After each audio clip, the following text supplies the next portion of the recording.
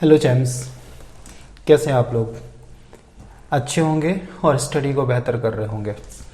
आज हम लोग एक बहुत कॉमन सा टॉपिक डिस्कस करने वाले हैं और ये जो वीडियो है उसमें कोई ऐसा नहीं, हम एक जनरल कन्वर्सेशन आपसे करेंगे। देखिए, किसी भी ऑर्गेनिज्म के पूरे लाइफ साइकिल में 4 मेजर स्टेजेस होते हैं। Birth, metabolic activities, it means growth and development, next reproduction and last one death, जहां पे पूरा लाइफ साइकिल कंप्लीट होता है। इट मीन्स बर्थ से स्टार्ट होता है और डेथ पे क्या होता है, कंप्लीट होता है। अब क्वेश्चन ये बनता है कि रिप्रोडक्शन क्या इंपॉर्टेंट है किसी भी ऑर्गेनिज्म के लिए? तो ध्यान रखिएगा, रिप्रोडक्शन एक इंपॉर्टेंट एंड डिफाइनिंग कैरेक्टर है किसी ऑर्गेनिज्म का। बिकॉज अगर रिप्रोडक्शन नहीं होगा तो जनरेशन को हम कंटिन्यू नहीं कर सकते, और जनरेशन कंटिन्यू नहीं होगी तो ऑर्गेनिज्म की जो जनरेशन है या ऑर्गेनिज्म की, उस ऑर्गेनिज्म की या उस इंडिविजुअल की जो स्पीसीज है वो आपको आगे नहीं मिलेगी। अब देखिए, रिप्रोडक्शन जो होता है वो बेसिकली 2 टाइप्स के होते हैं। आज हमारा जो मेजर क्वेश्चन ये है, या आज जो डिस्कशन का जो मेजर टॉपिक ये है कि रिप्रोडक्शन में जो सेक्सुअल रिप्रोडक्शन है और असेक्सुअल रिप्रोडक्शन है, इसमें डिमेरिट और मेरिट दोनों की क्या है, यानी एडवांटेज क्या है सेक्सुअल रिप्रोडक्शन के। क्लियर? देखिए, यू नो दैट कि सेक्सुअल रिप्रोडक्शन का मतलब होता है by parent reproduction. It means इसमें 2 गैमेट बनेंगे। कौन से? एक मेल गैमेट बनेगा, एक फीमेल गैमेट बनेगा।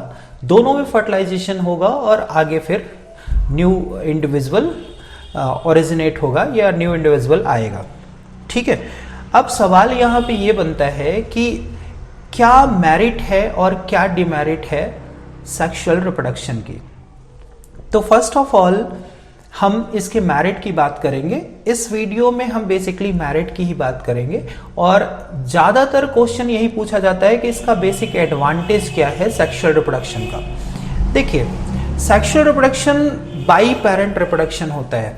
इट मीन्स गैमेटोजेनेसिस होगी, मेल और फीमेल गैमेट्स का फॉर्मेशन होगा। अब जब मेल और फीमेल गैमेट का फॉर्मेशन होगा तो वहां पे गैमेटोजेनेसिस के टाइम पे मियोटिक डिविजन्स होंगे। मियोटिक डिविजन्स मतलब meiosis cell division. You know that कि मियोसिस सेल डिवीजन के प्रोफेज का एक सब फेज होता है, that is pachytene. And pachytene phase में क्या होता है, क्रॉसिंग ओवर होते हैं। और गैमेटोजेनेसिस के टाइम पे क्रॉसिंग ओवर से क्या होता है, जो क्रोमोसोम्स होते हैं उनमें मिक्सिंग हो जाती है। क्लियर? तो जब सेक्सुअल रिप्रोडक्शन होगा तो पहली बात तो गैमेटोजेनेसिस के टाइम पे इंडिविजुअल के क्रोमोसोम में मिक्सिंग होगी, और आगे चल के जब फर्टिलाइजेशन होगा तो उसमें मेल और फीमेल यानी दोनों पेरेंट के क्रोमोसोम में क्या होगा, मिक्सिंग होगा, यानी कैरेक्टर में मिक्सिंग होगी। तो जो न्यू इंडिविजुअल आएगा वो सेम कॉपी नहीं होगा किसका, अपने पेरेंट का, जिसकी वजह से क्या होगा कि जो जनरेशन आगे आएगी उसमें वेरिएशंस होंगे, और वेरिएशंस की वजह से क्या होगा, नए नए स्पीसीज हमें देखने को मिलेंगे। ठीक है। तो एवोल्यूशन का एक बहुत ही मेजर फैक्टर है क्या, सेक्सुअल रिप्रोडक्शन। अगर सेक्सुअल रिप्रोडक्शन नहीं होता तो इस तरह से एवोल्यूशन नहीं हो पाता, यानी डेवलपमेंट इतने बेहतर तरीके से नहीं हो पाता। सेकेंड थिंग ये है कि जो असेक्सुअल रिप्रोडक्शन होते हैं, तो असेक्सुअल रिप्रोडक्शन में क्या होता है, जेनेटिक मेकअप पेरेंट का और इंडिविजुअल का सेम होता है।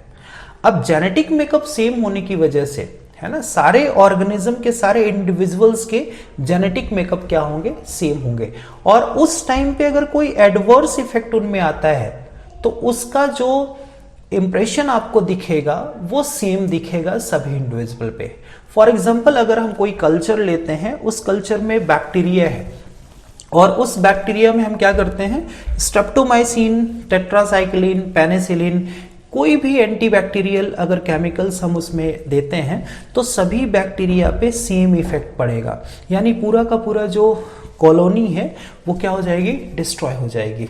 अब सपोज करिए कि अगर कुछ ऐसा ही इफेक्ट ह्यूमन में होता, ह्यूमन में असेक्सुअल रिप्रोडक्शन अगर होता, सेक्सुअल रिप्रोडक्शन नहीं होता, उस टाइम पे अगर कोई भी एडवर्स इफेक्ट आता तो उसका जो इंप्रेशन है ना वो सेम टू सेम सभी इंडिविजुअल पे आपको देखने को मिलता। फॉर एग्जांपल जैसे कोरोना आया है तो सभी इंडिविजुअल पे एक जैसा इफेक्ट आपको देखने को मिलता, क्योंकि जेनेटिक मेकअप सेम होता तो उसकी जो आप कह सकते हैं रेजिस्टेंस करने की जो एफिशिएंसी है या कैपेबिलिटी है वो सेम होती, और सेम होने की वजह से सभी इंडिविजुअल पे एडवर्स इफेक्ट आता, और कहीं ना कहीं आप ये कह सकते हैं कि एक पूरा रेस उस इफेक्ट की वजह से एक्सटेंट हो जाता, डैमेज हो जाता या डिस्ट्रॉय हो जाता। जबकि ऐसा कुछ कोरोना के टाइम पे आपने नहीं देखा है। ठीक है, हर एक इंडिविजुअल पे कोरोना का जो इफेक्ट था वो अलग अलग था। तो ये बेसिक मेरिट है किसकी, सेक्सुअल रिप्रोडक्शन की।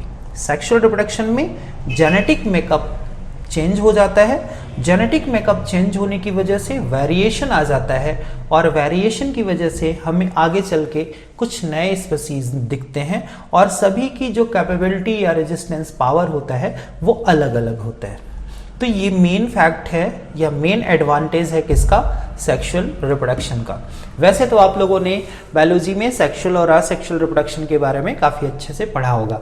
तो ये छोटा सा वीडियो था सेक्सुअल रिप्रोडक्शन के एडवांटेज के बारे में। ये काफ़ी कन्फ्यूज़न रहता है बच्चों में और काफ़ी परेशान रहते हैं इन चीज़ों को लेके। तो ये जो बेसिक फैक्ट था वो आज हम आपके सामने शेयर किए। तो चलिए, आई होप आपको ये समझ में आया होगा। मिलते हैं ऐसे नेक्स्ट वीडियो में, तब तक के लिए थैंक यू। अपने स्टडी को बेहतर करते रहिए। Thank you so much.